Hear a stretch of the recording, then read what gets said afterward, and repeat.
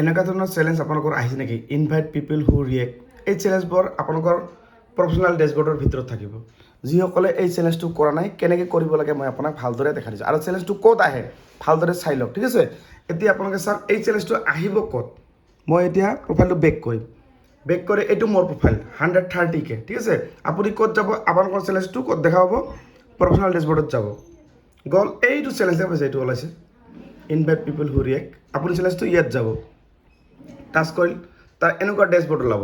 এই যে তলত আছে ন এইবিলাক এইকেইটা ইনভাইট, এই ইনভাইট কৰিলোঁ, এইটো ইনভাইট কৰিলোঁ, এইটো ইনভাইট কৰিলোঁ, বাছ।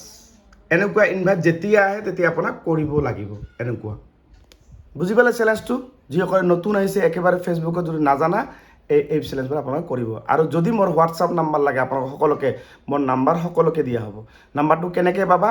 মোৰ ফেচবুক চেনেলটো ছাবস্ক্ৰাইব কৰিবা, মোৰ নাম্বাৰটো পাই যাবা। ছাবস্ক্ৰাইব কৰিবলৈ আপোনাক কি কৰিব লাগিব? 85 ৰুপিজ পে'মেণ্ট কৰিব লাগিব, গুগল পে' বা ফোনপে' কৰি। তেতিয়াহে মোৰ নাম্বাৰটো আপোনালোকে পাই যাব। আৰু ভিডিঅ'টো শ্বেয়াৰ কৰি আপোনাৰ প্ৰফাইলত ৰাখি থৈ দিব।